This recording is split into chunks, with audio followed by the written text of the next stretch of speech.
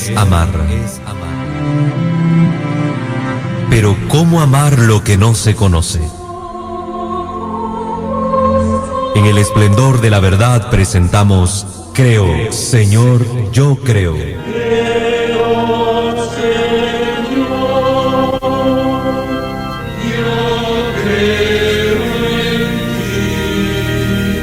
Juntos profundicemos en cómo es la vivencia cotidiana de nuestra fe.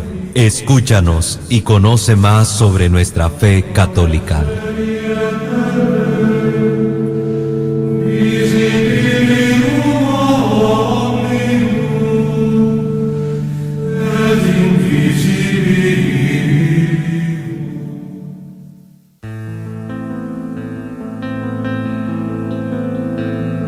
Ahora más que nunca y contra la opinión de tantos, entre voces de ultratumba y sus acordes camuflados, poemas y lisuras, siempre oscuro y nunca claro, los expertos de la duda y los que dudan por encargo. Ahora más que nunca, y aunque te parezca extraño, entre genios que aseguran que ahora ya nada. Buenos días, queridos hermanos que nos están sintonizando a esta hora en su programa Creo, Señor, yo creo, a través de la señal de Radio Católica El Esplendor de la Verdad 105.3. Gracias por sintonizarnos nuevamente y seguir en esta serie de programas formativos que nos ayudan a vivir mejor nuestra fe cristiana católica. Como siempre, enviamos saludos a todas las personas que nos están sintonizando. He encontrado varios hermanos en la calle que me han dicho: mire, hermano, lo estamos escuchando, envíenos un saludo. Claro que sí, les decía yo, allá en Librería El Huehuense nos están sintonizando. También en la tienda Stephanie de nuestra hermana Norita nos están escuchando. Ahí también en Almacén El Oriental con nuestra hermana Yadira. Les enviamos saludos a todos ustedes, ahí a Mundo Católico y a todas las comunidades de las distintas partes de nuestra hermosa diócesis de Estelí que nos sintonizan. Pues saludos a todos ustedes, especialmente allá al regadío, a la familia Montenegro y a todos los demás hermanos que se nos van reportando. Un saludo a todos los que a través del Facebook Live también nos están viendo y se están uniendo para crecer en esta formación. Recuerde que usted puede participar de este programa a través de Facebook, a través de nuestra página www.radiocatólicaelesplendordelaverdad.net, para que también pueda compartir el link y que otras personas fuera de nuestra nación puedan formarse en estos temas de vital importancia. Bueno, hermanos, por la gracia de Dios, ya a partir del sábado pasado se comenzó también a hacer el reprise de estos programas a las 7 de la mañana. Y también recuerden que nos está transmitiendo los domingos a las 8 de la mañana es Televisión Radio 94.9, para que usted pueda darse cuenta de que esta palabra se está difundiendo para que más personas conozcan la verdad de nuestra fe. Comenzamos pues nuestro programa el día de hoy, después de haber ya avanzado un poco en el conocimiento de las Sagradas Escrituras. Ya sabemos que son inspiradas, que la Iglesia nos ha dicho cuáles son los libros que debemos tomar por ciertos. Hemos visto algunos errores protestantes en la interpretación de la Biblia. Sobre todo en el programa pasado vimos que no hay que regresar a las costumbres y enseñanzas o prácticas del Antiguo Testamento, que no las debemos ver como normativas para el pueblo cristiano que ha sido liberado de la ley por la gracia de Jesucristo. Esto lo tenemos que tener siempre presente, ¿no? Hemos sido liberados de la ley, de las ataduras de la ley y de las prácticas veterotestamentarias gracias al tiempo nuevo, al pacto nuevo inaugurado en Jesucristo nuestro Señor. Ahora aquí hay que hacer otra aclaración respecto a la inspiración divina. Un problema grave que se da, sobre todo con nuestros hermanos separados, es que no pueden interpretar bien las Sagradas Escrituras. Ellos tienen un precepto del cual vamos a hablar después, que se llama la sola escritura, que es un precepto fundamentalista, que piensan que todo está escrito en la Biblia y no es así. Para poder interpretar las Sagradas Escrituras, tenemos que aprender a conocerla. ¿Qué es lo que está escrito? ¿Cuándo se escribió? ¿En qué contexto se escribió? ¿A quiénes se dirigía el texto? Para poder nosotros hacer una correcta interpretación de las Sagradas Escrituras. Esto nos lo recuerda la Dei Verbum del Concilio Vaticano II. Este documento que nos da muchas luces para poder tener una interpretación correcta de las Sagradas Escrituras y que sabemos que se hace solo desde la Santa Iglesia Católica. Ese documento nos recuerda que la Biblia solo puede ser leída e interpretada con el mismo espíritu con el cual ha sido escrita. Por eso, hoy tomando el libro del Padre Jorge Loring para salvarte, tomamos esta parte que él habla acerca de la inspiración divina. Y él dice que la inspiración divina es un influjo sobrenatural de Dios sobre la razón y la voluntad del escritor sagrado en la redacción de los escritos bíblicos. Un influjo de Dios. Pero nos dice, el autor inspirado es el instrumento de Dios, pero dotado de razón. Tiene características personales. Es decir, Dios inspira qué es lo que se debe escribir. Pero esta inspiración, como nos enseñan en la teología, la gracia no viene a abolir la naturaleza, no destruye la naturaleza. La gracia actúa en esta persona, que tiene su forma de pensar, que tiene su propia mentalidad, que tiene sus costumbres, que ha crecido en una época particular. Y esto Dios lo toma para poder hacer llegar su palabra a las personas a las que les quería comunicar su mensaje. El instrumento usado por Dios no es destruido, no es anonadado. Dios se vale más bien de lo que el instrumento es para hacer llegar su palabra. Esto no lo tenemos que olvidar. Ya vamos a entenderlo. ¿Por qué? La inspiración, ese soplo divino, respeta la libertad y el modo de expresarse propio de cada autor sagrado, que conservando su personalidad realiza un trabajo de reflexión y de redacción para comunicar lo que Dios desea que escriba. Es como un secretario que escribe una carta según las ideas recibidas. Es decir, como cuando el jefe le dice a la secretaria, mira, necesitamos redactar una carta para tal empresa y a grosso modo te digo que necesitamos decirles esto, pedirles esto y que nos ayuden con esto. Redactar y después me la enseñás. Algo así. La secretaria va tomando estas ideas, redacta la carta y después la presenta. Ya acabada, la secretaria va a ponerle su matiz personal, le va a dar su toque, como decimos. Entonces lo mismo pasó con la Sagrada Escritura. Dios a los distintos autores en las distintas épocas le fue hablando, ellos iban reflexionando y poniendo por escrito con su matiz personal lo que Dios le iba diciendo. Inspiración es la acción que el Espíritu Santo ha ejercido sobre los escritores sagrados para que escriban las verdades que quería manifestar al mundo. A pesar de la inspiración de Dios, cada autor deja su sello, su huella personal en el escrito. Lo hicieron según su estilo y su propia cultura. Esto no lo olvidemos.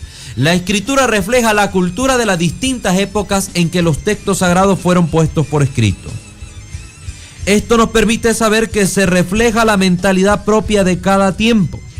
Por eso, al exponer las cosas y acontecimientos en conformidad con los criterios y conocimientos propios de su época, se puede dar lugar a que aparezcan ciertos errores, pongámosle, de estilo científico.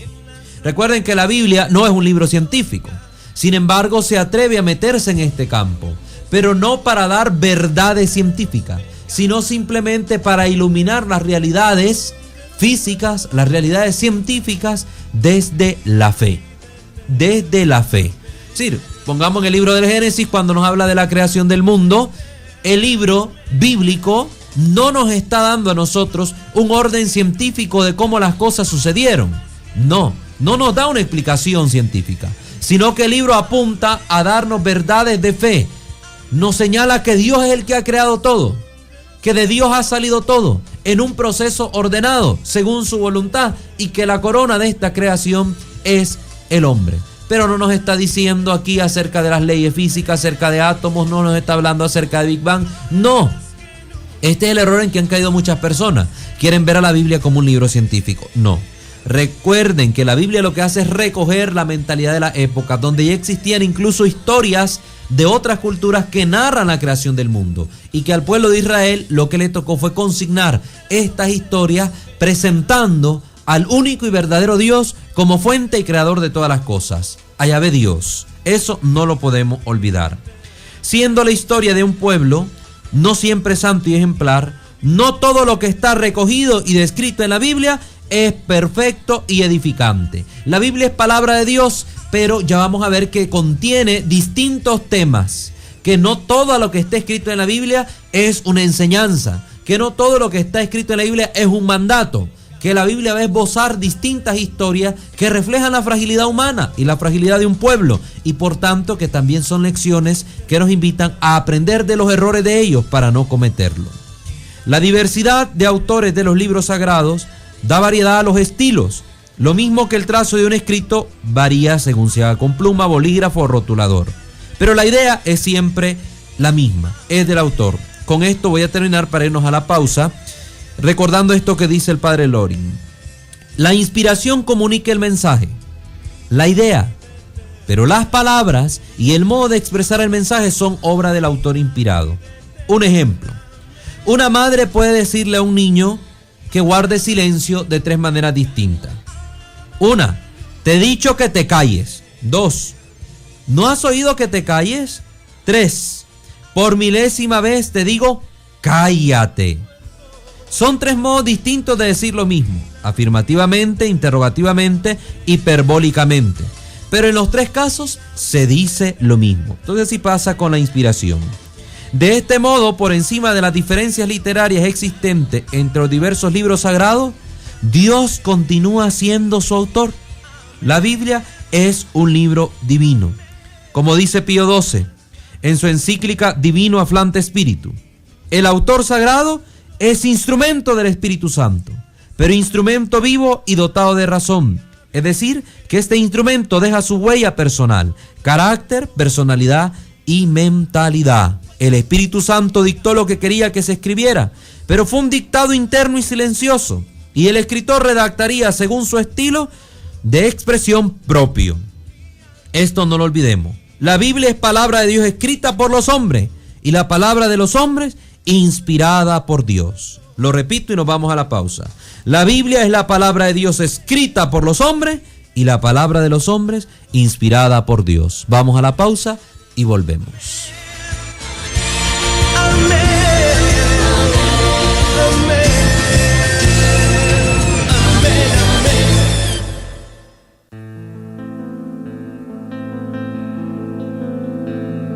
Ahora más que nunca y contra la opinión de tantos, entre voces de ultratumba y sus acordes camuflados, poemas y lisuras, siempre oscuro y nunca claro.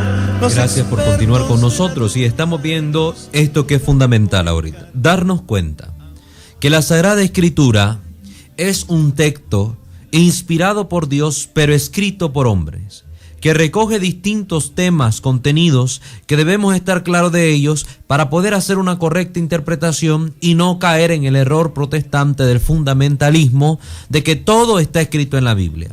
Ahora tomaremos, para seguir nuestro desarrollo del tema, el libro del padre Flaviano Amatulli, Diálogo con los protestantes. Yo tengo en mis manos la 3ª edición. Ya hemos tocado el contenido que nos mostraba el padre Jorge Loring en su libro Para Salvarte, para darnos luces acerca de este tema de la inspiración. Ahora vamos a analizar la cuestión de los contenidos bíblicos.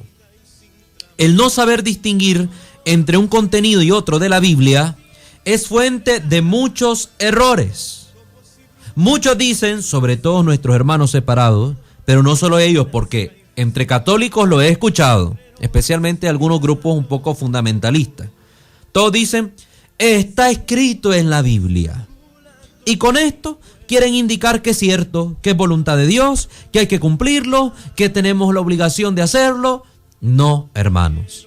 Hay que analizar, como les decía, cuándo se escribió, cuál es el contexto, para quiénes se escribió, si es algo que está en el Antiguo Testamento o es algo que está en el Nuevo.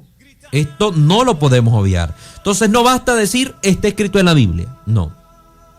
Un ejemplo: Jesús se bautizó en el río a los 30 años, señalan algunos. ¿Cuál sería la consecuencia si tomamos la Biblia al pie de la letra y tenemos esta mentalidad errada fundamentalista? ¿Cuál sería la consecuencia? Que también nosotros tenemos que bautizarnos en el río a los 30 años. Y pregunto, ¿y si uno muere a los 25 años? se quedó sin bautizarse, pasó 25 años de su vida siendo una criatura de Dios, jamás se hizo hijo de Dios porque no se bautizó, porque no recibió el Espíritu Santo, entonces murió como un animalito del Señor. ¿Por qué negarnos el bautismo para llegar a los 30 años y hasta ese momento recibirlo? Idea errada. Y si otra persona recibe el anuncio de Cristo ya cuando tiene 40 años, entonces ya no se va a bautizar porque ya le pasó la edad del bautismo. No, hermanos. Y si en ese lugar no hay río y Jesús se bautizó en el Jordán, entonces tendríamos todos que irnos a bautizar al Jordán. Entonces estas ideas fundamentalistas son erradas. Además, ¿por qué aplicar este principio solamente al bautismo de Jesús en el río y no a toda la vida de Jesús, como hacen los hermanos separados? Ellos aplican los principios que les convienen a los momentos que les convienen. Pero, por ejemplo, dice la Biblia que cuando Jesús se bautizó, fue llevado por el Espíritu al desierto a hacer 40 días y 40 noches de ayuno y ser tentado. Yo nunca he visto a ninguna iglesia protestante, ninguna, ni a ninguna secta, que después del bautismo se vayan a meter al desierto. No, yo lo que veo que hacen es comilonas, cultos, fiestas, alborotos, y la Biblia no dice que Jesús hizo eso después de bautizarse. Entonces, ¿por qué tenemos que cumplir el bautizarnos a los 30 años y en un río, pero no cumplir lo que sigue? Ese es el acomodamiento que hacen a su conveniencia las sectas protestantes, las sectas que han nacido de todas estas iglesias separadas de la iglesia católica. Es el error en la interpretación y la conveniencia según su gusto. No podemos caer nosotros en estos errores. No podemos hacerlo. Entonces esta forma de ver las cosas corresponde a una mentalidad mágica de ver la Biblia y la vida de Jesús, como si todo en la Biblia tuviera la misma importancia. Para poder superar esta dificultad es necesario, escuche hermano, yo imagino que ya usted está con papel y lápiz en mano para anotar. Es necesario examinar los distintos tipos de contenido bíblico, dejando a un lado la idea equivocada de que todo lo que se encuentra en la Biblia tiene el mismo valor y por lo tanto hay que cumplirlo. Esto es falso. Aquí tenemos que distinguir los distintos contenidos. Por ejemplo, en la Biblia hay una muestra clara de que en ella se recogen distintos tipos de creencias. Un tipo de contenido que vamos a ver ahorita son las creencias. No hay que extrañarse de que exista este tipo de contenido. Como si los que intervinieron en la formación de la Biblia fueran hombres excepcionales caídos del cielo. No, Dios se sirvió de gente común con la misma mentalidad que los demás. Y por tanto esta gente tenía sus creencias, su forma de ver el mundo. Y esto quedó plasmado en los escritos que ellos nos dan a conocer. Como sucede ahora con los catequistas, los sacerdotes y cualquier persona que predica la palabra de Dios. Le da su matiz, según sus creencias, según la época. Esto no lo olvidemos. Por ejemplo, miremos algunos tipos de creencias. En el campo científico, los autores sagrados usan un lenguaje popular para expresar los fenómenos naturales, como todavía lo seguimos haciendo hoy. Hoy, por ejemplo, la gente expresa la puesta del sol, dice. Queremos ir a ver la puesta del sol. Pero el sol no se pone, el sol no se mueve, está en su lugar, pero es una expresión para indicar que ha pasado ya el día y está cayendo la noche. Volvemos a decir, cayendo la noche no cae. Pero son expresiones que la Biblia recoge para tratar de dar luces sobre la realidad que es palpable a nuestros ojos. Entonces, los escritores hacen lo mismo, toman sus creencias de la época para expresar realidades científicas. Un ejemplo claro lo vemos en el libro de Josué. Josué 10:13 dice que se detuvo el sol hasta que el pueblo hubo tomado desquite de sus enemigos y vencieron los israelitas a sus enemigos. Entonces la Biblia, si la tomamos al pie de la letra, haría creer aquí que hubo un detente en el tiempo y se alargó el día porque se le sumaron horas y horas hasta que Israel venció. Entonces esto sería más bien un dato científico, no sería creíble, porque esto indicaría que el mundo tuvo que detener su rotación, que no tuvo que seguir girando en torno al sol, y esto sería algo fatal. A nivel científico sería una fatalidad, hubiera sido catastrófico para el mundo. Entonces, ¿qué quiere decir este texto bíblico? Es una manera popular no científica de hablar. O mejor dicho, se trata de una manera de hablar de acuerdo a los conocimientos científicos de la época. ¿Qué quiere decir? Bueno, que Dios ayudó a su pueblo para que derrotara a los enemigos. ¿Y cómo? Bueno, a la gente de aquel tiempo les pareció que el día se había hecho más largo. Para nosotros existen otras explicaciones. Basta con que Dios haya dado más fuerza y valor a los soldados, de manera que en un día lucharon como si se hubiera tratado de 2 días, vencieron así a los enemigos. Entonces hay que interpretar este texto. ¿Qué es lo que quería decir? Que la batalla fue tan feroz y Dios le dio fuerza tal a estos hombres que aquella batalla que tal vez pudo alargarse por 2 días, 3 días, la sintieron de manera tal que en un día bastó para vencerlo. Pero fue tan feroz que el tiempo parecía no transcurrir. A ustedes ya les ha pasado. A veces que están haciendo algo que parece que los minutos se alargan, que nunca termina aquella hora. A modo de chiste, como pasa en algunas iglesias cuando los padrecitos hablan y hablan en la homilía. ¿Sabe la gente diciendo, ay, que habló el padre? Yo sentí que nunca acababa aquella misa. Pues algo parecido. La batalla fue de manera tal, fue un combate tan aguerrido, que pues el pueblo sintió que se alargó el día. Y la Biblia consigna, por medio del autor sagrado, que se detuvo el sol hasta que el pueblo hubo tomado desquite de sus enemigos. Una manera de hablar. Eso en el campo científico, creencia. Estamos ahora en el campo de las antiguas leyendas. Todos los pueblos antiguos tenían sus leyendas, incluido el pueblo de Israel. Que recuerden que el pueblo se fue conformando y con el tiempo fue poniendo por escrito los textos sagrados. No crean que el pueblo iba caminando e iba escribiendo. Bueno, vamos pasando por el Mar Rojo y se nos va cayendo encima el agua. No, el pueblo primero vive las experiencias y luego lo pone por escrito. Esto ya lo explicamos en temas anteriores. Entonces el pueblo también tuvo contacto con otros pueblos vecinos, con culturas vecinas y conoció ya las leyendas propias de esas tierras. Entonces esto le permitió conocer al pueblo distintas leyendas que también quedaron consignadas en la escritura. Sobre todo lo vemos en el libro del Génesis.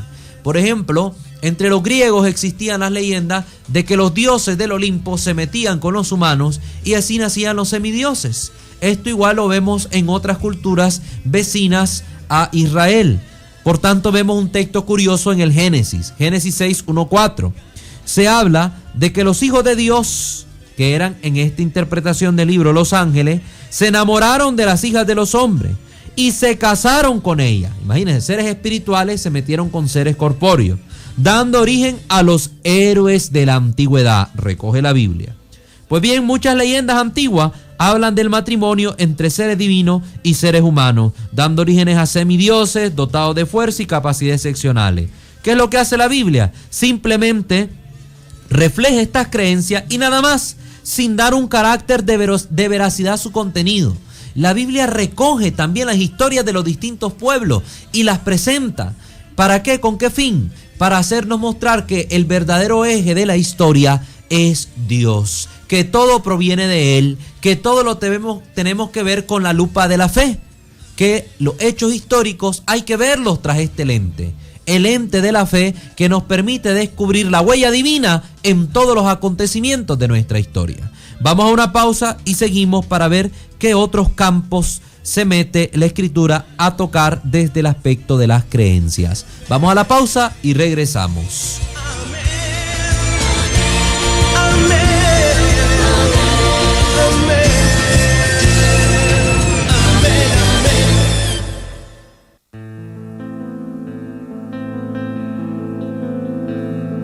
Ahora más que nunca y contra la opinión de tantos. Gracias por continuar con nosotros y estamos viendo los distintos contenidos que hay en las Sagradas Escrituras para que podamos hacer una interpretación adecuada de los textos. Interpretación que para nosotros los católicos nos es dada gracias al magisterio eclesiástico. Ya vimos dos tipos de creencias, una en el campo científico y cómo se expresaban estas realidades, otra en el campo de las antiguas leyendas, cómo se recogen las creencias de los distintos pueblos y son expresadas por el pueblo de Israel en los escritos sagrados, sobre todo en el libro del Génesis. En el campo religioso filosófico también vemos otro tipo de creencia. Por ejemplo, con relación a la vida. La vida se creía antes que estaba en la sangre. Muchos pueblos antiguos pensaban así. Y esto lo recoge Génesis en el capítulo 9, versículo 5. Que la vida del ser está en la sangre. Los mismos indígenas, incluso de América, ofrecían la sangre humana al sol pensando que así lo alimentaban, permitiéndole seguir con su misión de ser el primer artífice de la vida en la tierra.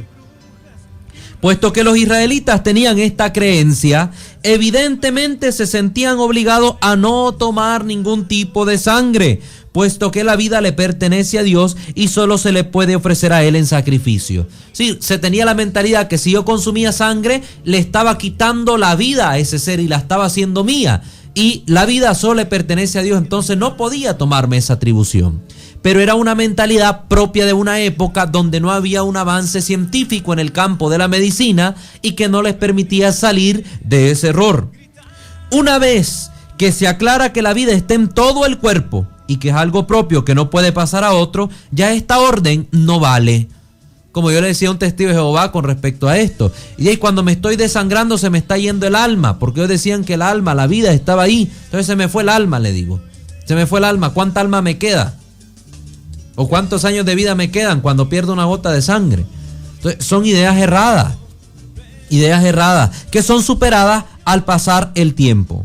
Entonces se trata de una creencia popular que da origen a una orden y no de una enseñanza. Ya estamos clarificando aquí las cosas.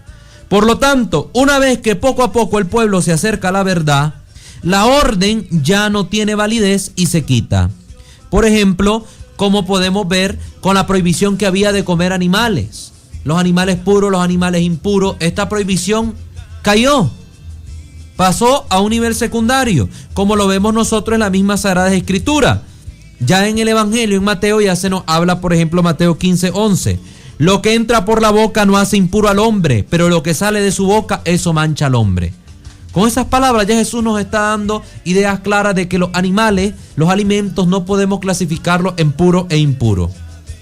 Romanos 14:17 dice: el reino de Dios no es cuestión de comida o bebida, es ante todo justicia, paz, alegría en el Espíritu Santo.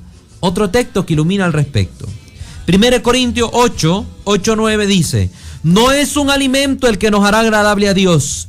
Si comemos, no ganamos nada. Si no comemos, tampoco perdemos nada. Pero si bien somos libres, cuidémonos que esa misma libertad no haga caer a los débiles. Hechos 10:15 dice: la voz le dijo por segunda vez: lo que Dios ha purificado, tú no lo llames impuro. Colosenses 2:16: por eso que nadie los venga a criticar por lo que comen y lo que beben. Primera de Timoteo 4:4: pues todo lo que Dios ha creado es bueno y ningún alimento está prohibido, siempre que lo tomemos dando gracias a Dios. Entonces vemos superada esta mentalidad que creía que la vida del ser estaba en la sangre, que el alma estaba en la sangre. Ya no, esta mentalidad se ve superada cuando se entiende que es todo el ser humano lo que tiene vida y que tu vida no me la puedes dar a mí, que yo no la puedo tomar para hacerla mía como para sumar años en mi vida. No, Cristo dio su vida por nosotros para darnos la vida de la gracia. Pero no podemos nosotros tomar la vida de un animal o de otro ser para sumarle años de vida a mi vida, por ejemplo. No se puede. Entonces esta mentalidad religioso-filosófica de ese tiempo es consignada por el pueblo de Israel en la Sagrada Escritura, pero en la misma Sagrada Escritura, que tardó años en consignarse, pues se va viendo superada esta mentalidad. Otra mentalidad superada fue, por ejemplo, la retribución. La de la retribución. Antes se creía que el que hacía bien, pues le pagaba bien Dios, y el que hacía males, pues sufría males en esta vida.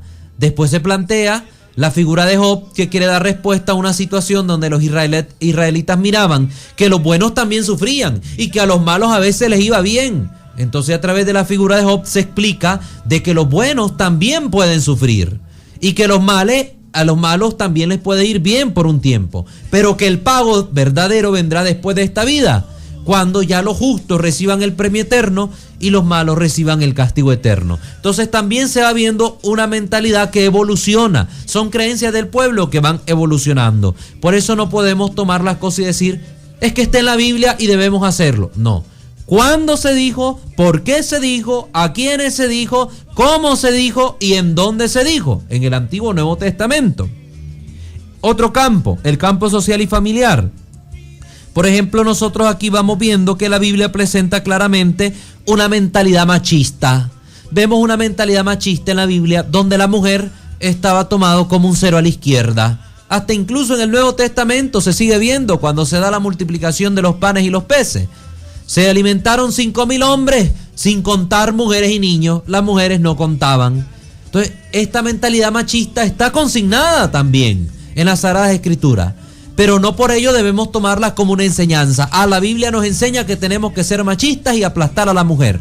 No, vamos viendo que hay una evolución en las creencias hasta el punto que llegamos hoy. Ver la dignidad de la mujer y del hombre y tomar también como iguales a ambos. Tienen los mismos derechos, tienen las mismas oportunidades, pero esto ha sido una evolución en las creencias y que lo tenemos que tener claro. Entonces, en el campo social y familiar se muestra esta creencia machista. Y si nosotros nos vamos, por ejemplo, al libro de Eclesiástico, capítulo 25, 22, 26, vamos a ver cómo se habla de la mujer. Y se habla mal de la mujer. Y entonces, ¿qué vamos a decir? Bueno, a Dios le agrada que se hable mal de la mujer. ¿Dios pisotea a la mujer? No. Dios no está pisoteando a la mujer. La cultura de ese tiempo la pisoteaba. Y los escritores sagrados, inspirados por Dios, consignaban palabra de Dios, pero también reflejaban la cultura machista de la época. Cultura que todavía está muy presente en muchos pueblos en la actualidad. Entonces la Biblia refleja creencia. También refleja la Biblia costumbres. Las costumbres surgen de un acuerdo general sobre una cierta manera de actuar en la sociedad.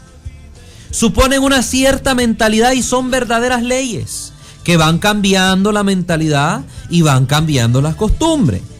La mentalidad general del pueblo al tiempo del Antiguo Testamento y del Nuevo Testamento era antifeminista, como lo es todavía ahora en gran escala. Pero de eso no hay que extrañarse, porque la Biblia presenta las culturas y las costumbres de la época. Ahora, ¿qué encontramos nosotros? Encontramos una superación. Una superación. Vemos que las creencias de la época, que la mujer era inferior al hombre, ayuda a que se consignen costumbres. Por ejemplo, que la mujer debía callar en la asamblea. Era una costumbre que la mujer no tenía permitido hablar en la asamblea. Al llegar a la casa sí, podía hablar e instruir a los hijos, pero en la sinagoga la mujer no debía hablar. Era una costumbre, una ley. Después vemos, por ejemplo, la libertad que se viene dando con Cristo, al punto que San Pablo dice en los Gálatas 3:28, ya no hay ni judío, ni griego, ni esclavo, ni libre, ni hombre, ni mujer, puesto que todos constituyen una sola cosa en Cristo. Entonces estas costumbres ya van a ir pasando de moda y vamos viendo discípulas de Jesús que predican el evangelio a las comunidades, como por ejemplo la gran figura de María Magdalena, una gran discípula del Señor que acabamos de celebrar no hace muchos días. Entonces eso también encontramos. Vemos creencias, costumbres, también hay opiniones personales.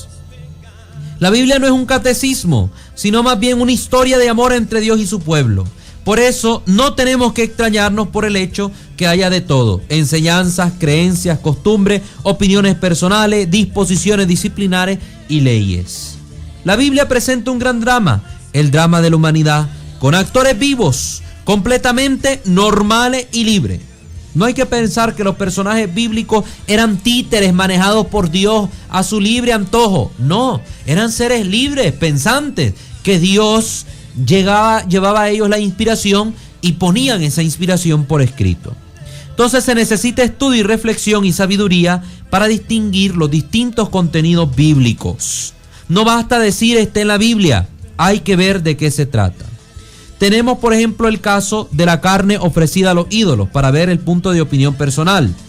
Algunos pensaban que estaba manchada y por lo tanto no se podía comer, como dice Hechos 15:20. Sin embargo, San Pablo en la primera carta a los Corintios, capítulo 8, opina lo contrario. Opina que como los ídolos no existen, esa carne no está manchada y se puede comer. Entonces recoge ahí la Biblia opiniones personales. Otro ejemplo es la circuncisión, en Hechos 15:1-2. Muchos pensaban que la circuncisión todavía era necesaria para salvarse. Ya vemos después que la opinión cambia. La opinión va a ser distinta, que ya la circuncisión no es obligatoria y que no hay que imponer un yugo pesado sobre un pueblo, un yugo que no hemos podido cargar ni nosotros, van a decir los apóstoles, no lo podemos imponer sobre los demás que se están convirtiendo. Entonces, son cositas que tenemos que tener claro. Por ejemplo, último ejemplo que pongo antes de irnos a una pausa.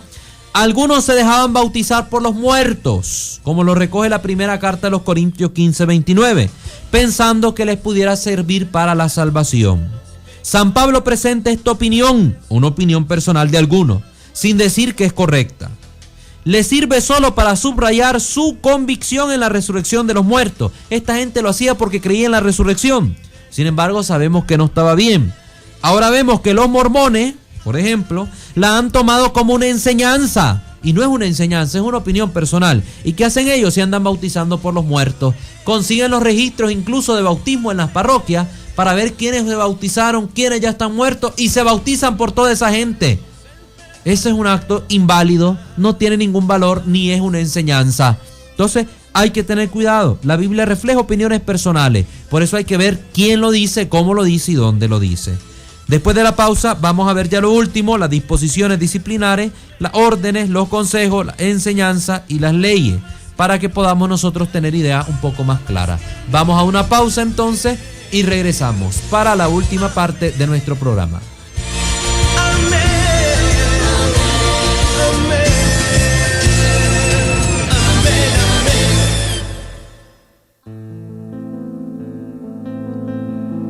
Gracias por continuar con esta última parte ya de nuestro programa para ir finalizando esta aclaración que hoy queríamos llevarles hasta ustedes.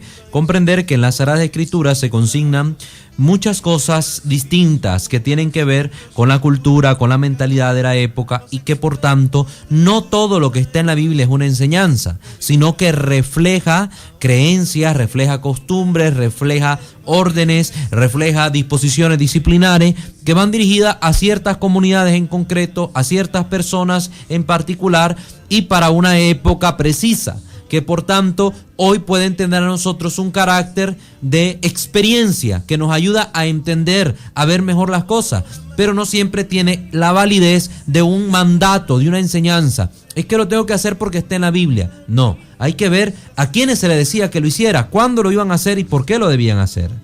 Miramos que existen, por ejemplo, disposiciones disciplinarias, como las que se toman en el concilio de Jerusalén que los apóstoles efectuaron y que está recogido en los Hechos de los Apóstoles.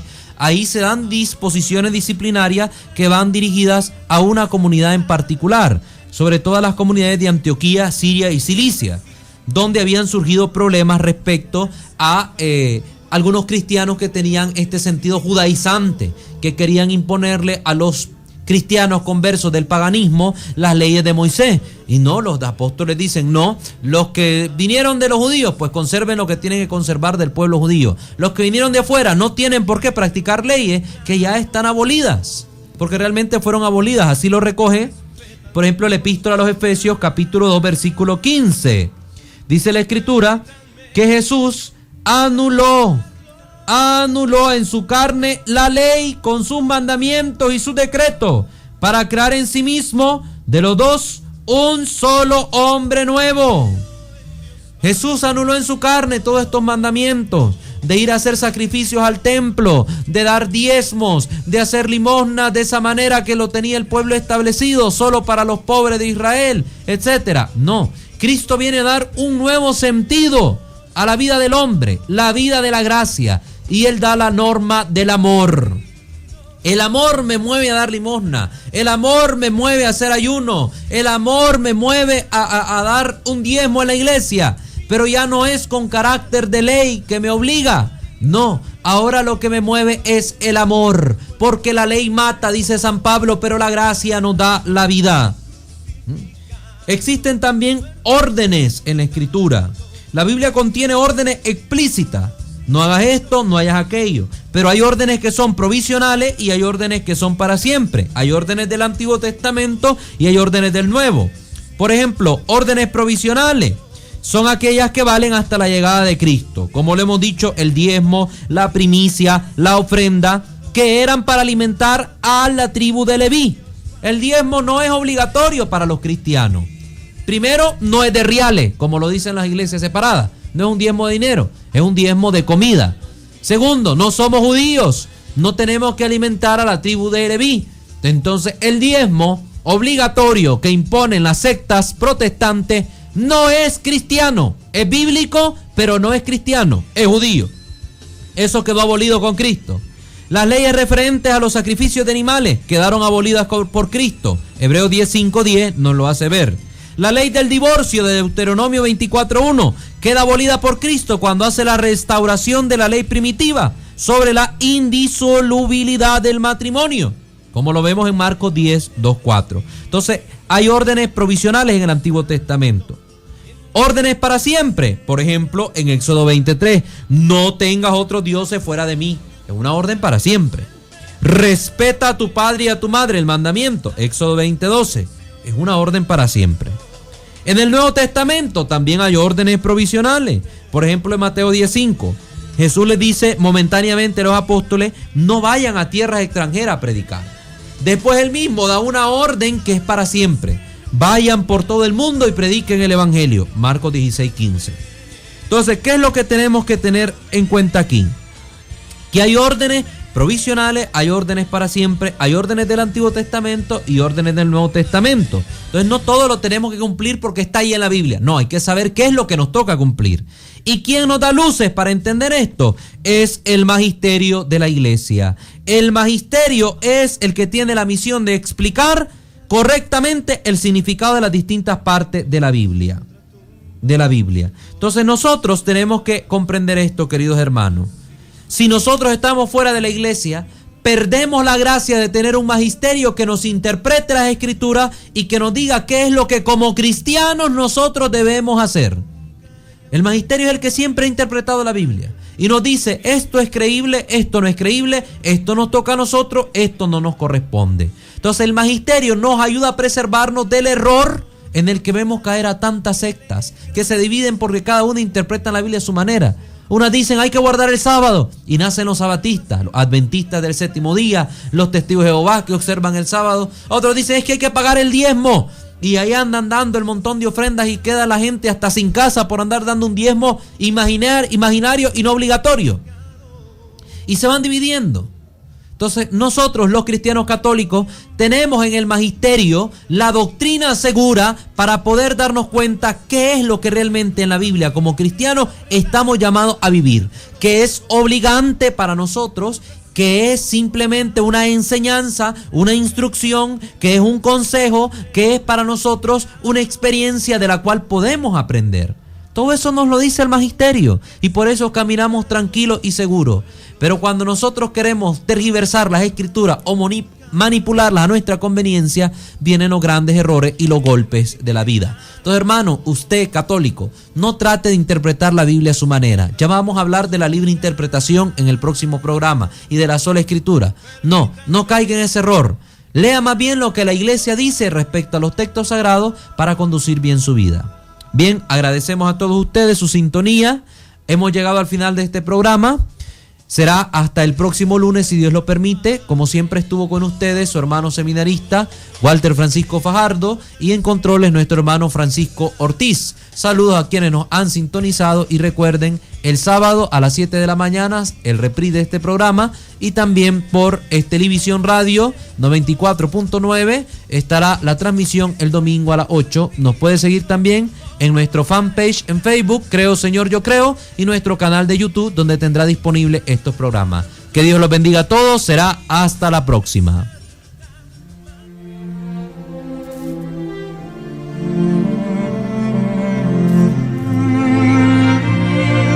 Creer es amar. Pero ¿cómo amar lo que no se conoce? En el esplendor de la verdad hemos presentado Creo, Señor, yo creo.